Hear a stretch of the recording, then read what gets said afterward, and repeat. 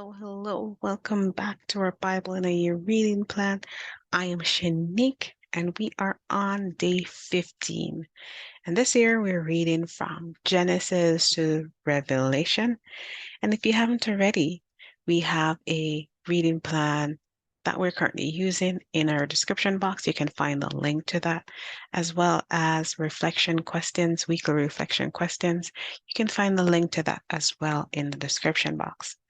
Now, just for those that are new here, we typically go over the day's reading of the day, and then towards the end of the podcast episode, I'll share with you just some lessons that I've learned as I read through the text, as well as any commentary or research that I've come across with the day's readings. And I am studying in real time with you, so I just want to encourage you just to subscribe so that you get notified whenever a new episode drops. So today we are on day 15 in our Bible in a Year reading plan, and we'll be reading from Genesis chapter 47 to 50, and I'll be reading from the New American Standard Bible. All right, so let's get started. Genesis 47. Then Joseph went in and told Pharaoh and said, My father and my brothers and their flocks and their herds and all that they have come out of the land of Canaan. And behold, they are in the land of Goshen. And he took 5 men from among his brothers and presented them to Pharaoh.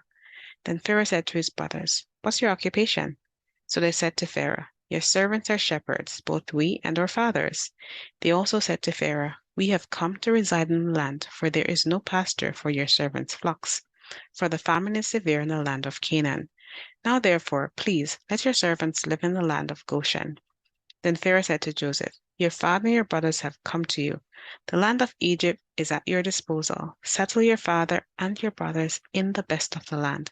Let them live in the land of Goshen, and if you know any capable men among them, put them in charge of my livestock. Then Joseph brought his father Jacob and presented him to Pharaoh, and Jacob blessed Pharaoh, and Pharaoh said to Jacob, How many years have you lived? So Jacob said to Pharaoh, The years of my living abroad are 130. Few and unpleasant have been the years of my life, nor have they attained the years that my fathers lived during the days of their living abroad. So Jacob blessed Pharaoh and went out from his presence. Now Joseph settled his father and his brothers and gave them property in the land of Egypt, in the best of the land, in the land of Ramesses, as Pharaoh had ordered. Joseph also provided his father and his brothers and all his father's household with food, according to the number of their little ones. Now there was no food in all the land, because the famine was very severe. So the land of Egypt and the land of Canaan languished because of the famine. And Joseph collected all the money that was found in the land of Egypt and the land of Canaan in payment for the grain which they brought. And Joseph brought the money into Pharaoh's house. When the money was all spent in the land of Egypt and in the land of Canaan, all the Egyptians came to Joseph, saying, Give us food, for why should we die in your presence? For our money is gone. Then Joseph said, Give up your livestock, and I will give you money. I'll give you food for your livestock, since your money is gone. So they brought their livestock to Joseph, and Joseph gave them food in exchange for the horses and the flocks and the herds and the donkeys, and he fed them with food in exchange for all their livestock that year. But when that year ended, they came to him the next year and said to him, We will not hide from my lord the fact that our money is all spent, and the livestock are my lord's. There is nothing left for my lord except our bodies and our lands. Why should we die before your eyes, both we and our land? Buy us and our land for food, and we and our land will be slaves to Pharaoh. So give us seed so that we may live and not die, and that the land may not be desolate. So Joseph brought all the land of Egypt for Pharaoh, for every Egyptian sold his field, because the famine was severe upon them. So the land became Pharaoh's, and for the people he relocated them to the cities from one end of Egypt's border to the other. Only the land of the priests he did not buy, because the priests had an allotment from Pharaoh, and they lived off the allotment which Pharaoh gave them. Therefore they did not sell their land. Then Joseph said to the people, Behold, today I have purchased you and your land for Pharaoh. Now here is seed for you, and you may sow the land. At the harvest you shall give 1/5 to Pharaoh, and 4/5 shall be your own for seed of the field and for your food, and for those of your households, and as for food for your little ones. So they said, You have saved our lives. Let us find favor in the sight of my Lord, and we will be Pharaoh's slaves. Joseph made it a statute concerning the land of Egypt, valid to this day, that Pharaoh was to have the fifth. Only the land of the priests did not become Pharaoh's. Now Israel lived in the land of Egypt in Goshen, and they acquired property in it and were fruitful and became very numerous. And Jacob lived in the land of Egypt for 17 years. So the length of Jacob's life was 147 years. When the time for Israel to die drew near, he called his son Joseph and said to him, Please, if I found favor in your sight, place your hand under my thigh now and deal with me in kindness and faithfulness. Please do not bury me in Egypt. But when I lie down with my fathers, you shall carry me out of Egypt and bury me in their burial place. And he said, I will do as you have said. Now he said, Swear to me. So he swore to him. Then Israel bowed in worship at the head of the bed. Chapter 48. Now it came about after these things that Joseph was told, Behold, your father is sick. So he took his two sons, Manasseh and Ephraim, with him. When it was told to Joseph, Behold, your son Joseph has, when it was told to Jacob, Behold, your son Joseph has come to you, Israel, collected his strength and sat up in the bed. Then Jacob said to Joseph, God Almighty appeared to me at Luz in the land of Canaan and blessed me. And he said to me, Behold, I will make you fruitful and numerous, and I'll make you a multitude of peoples, and will give this land to your descendants after you as an everlasting possession. Now your two sons who were born to you in the land of Egypt, before I came to you in Egypt, are mine. Ephraim and Manasseh shall be mine, as Reuben and Simeon are. But your children that you have fathered after them shall be yours, and they shall be called by the names of their brothers in their inheritance. Now as for me, when I came from Padan, Rachel died, to my sorrow, in the land of Canaan on the journey. When there was still some distance to go to Ephrath, I buried her there on the way to Ephrath, that is Bethlehem. When Israel saw Joseph's sons, he said, Who are these? And Joseph said to his father, They are my sons, whom God has given me here. So he said, Bring them to me, please, so that I may bless them. Now the eyes of Israel were so dim from age that he could not see. And Joseph brought them close to him, and he kissed them and embraced them. And Israel said to Joseph, I never expected to see your face, and behold, God has let me see your children as well. Then Joseph took them from his knees and bowed with his face to the ground. And Joseph took them both, Ephraim with his right hand toward Israel's left, and Manasseh with his left hand toward Israel's right, and brought them close to him. But Israel reached out his right hand and placed it on the head of Ephraim, who was the younger, and his left hand on Manasseh's head, crossing his hands, although Manasseh was the firstborn.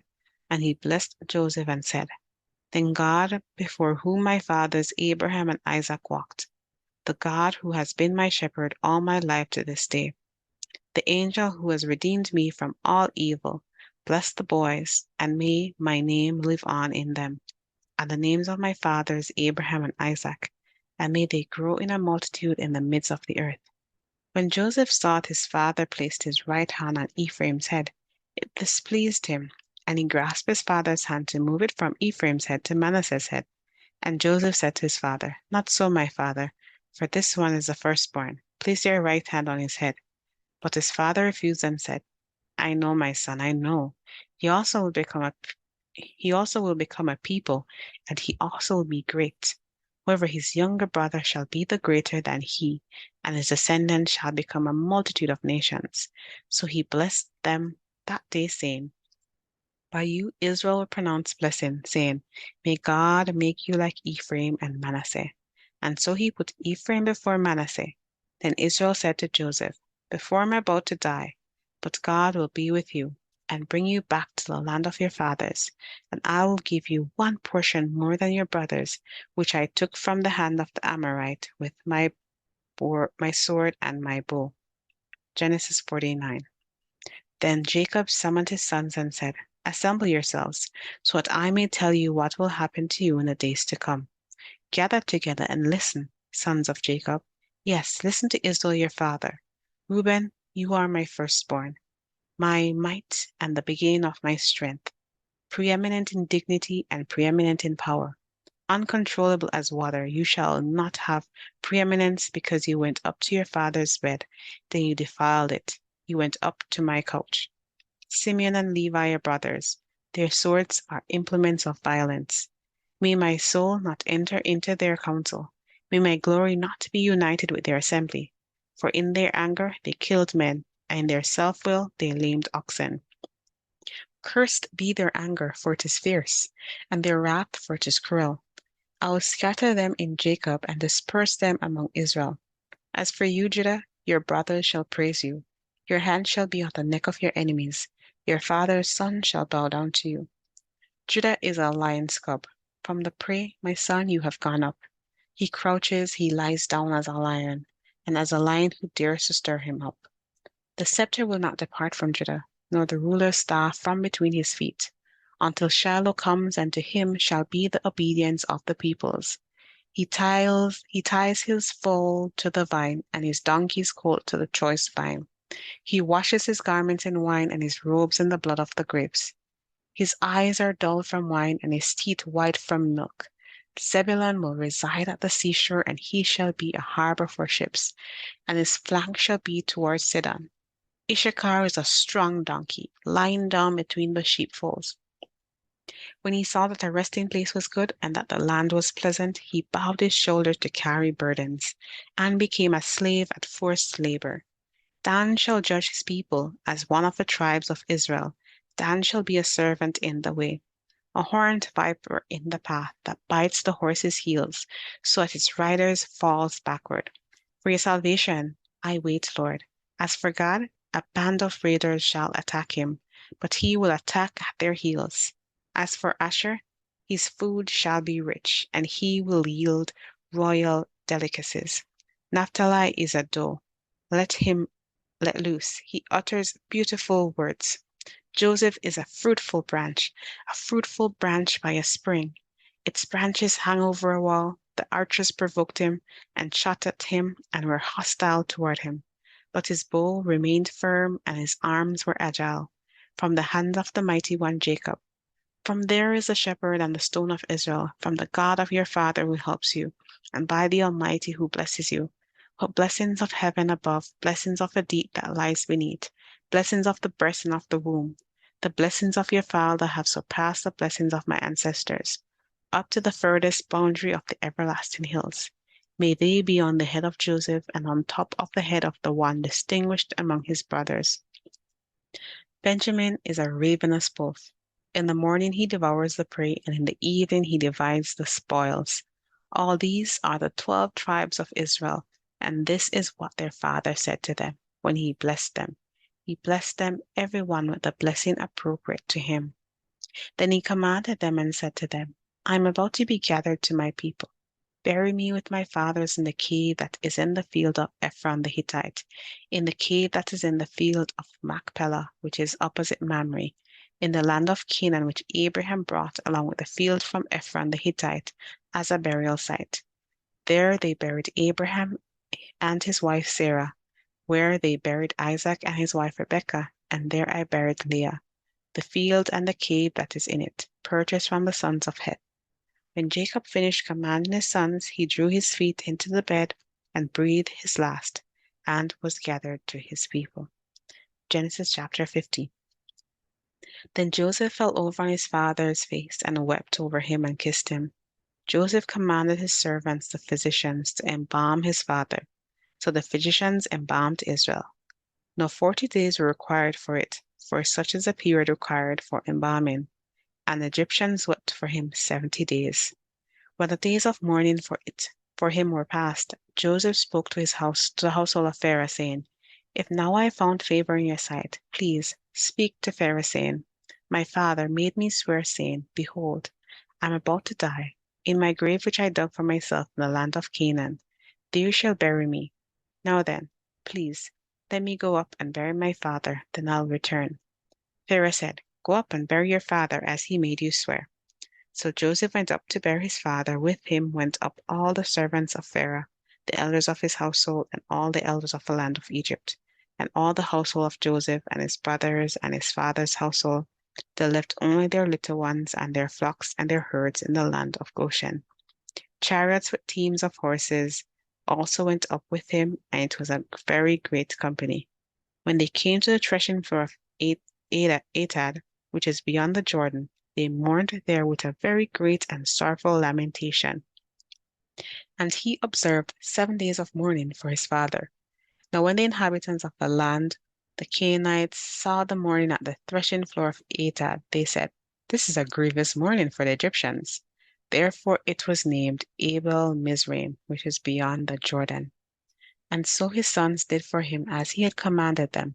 For his sons carried him to the land of Canaan and buried him in the cave of the field of Machpelah opposite Mamre, which Abraham had bought along with the field as a burial site from Ephron the Hittite. And after he had buried his father, Joseph returned to Egypt, he and his brothers, and all who had gone up with him to bury his father. Then Joseph's brothers had seen that his father was dead. They said, "What if Joseph holds a grudge against us and pays us back in full for all the wrong which we did to him?" So they sent instructions to Joseph, saying, "Your father commanded us before he died, saying, 'This is what you shall say to Joseph.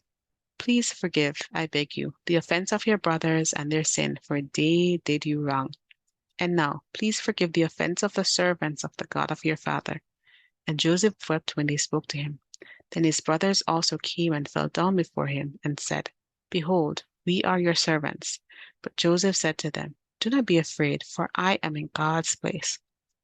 As for you, you meant evil against me, but God meant it for good in order to bring about this present result, to keep many people alive. So therefore, do not be afraid. I will provide for you and your little ones. So be comforted. So he comforted them and spoke kindly to them. Now Joseph stayed in Egypt, he and his father's household, and Joseph lived 110 years. Joseph saw the third generation of Ephraim's sons. Also the sons of Machir, the son of Manasseh, were born on Joseph's knees. Joseph said to his brothers, "I'm about to die, but God assuredly take care of you and bring you up from this land to the land which he promised on oath to Abraham, to Isaac, and to Jacob." Then Joseph made the sons of Israel swear, saying, "God will assuredly take care of you, and you shall carry my bones up from here." So Joseph died at the age of 110 years, and they embalmed him and placed him in a coffin in Egypt. Okay, so that is our reading for today. Now, as we conclude our journey through the book of Genesis, I figured let's just do a quick recap, right? Now, from the creation of the world to the establishment of a covenant with Abraham, Genesis is a really captivating read, right? It unveils the sovereign hand of God at work in the lives of his people. Now, in the opening chapters, we witness the majesty of God's creative power. Each day brought forth a new aspect of his creation, culminating in the formation of humanity in his image. Now, God saw everything that he had made, and indeed it was very good. And this reminds us that we are fearfully and wonderfully made, designed for a purpose in God's grand story. Sadly, however, we see sin enter the world through Adam and Eve's disobedience, causing a rupture in the perfect harmony between God and humanity. Yet even in the midst of their rebellion, God extended mercy by promising a Savior who would crush the serpent's head. And this foreshadowed the redemptive plan that would unfold through the pages of Scripture. And then we move on to Noah's Ark.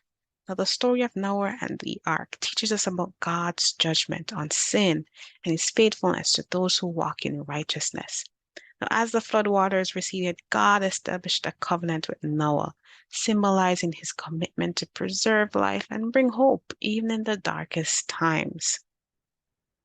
Abraham, the father of faith, he embarked on a journey guided by God's promise. Now, despite his doubts and failures, Abraham believed in the faithfulness of God.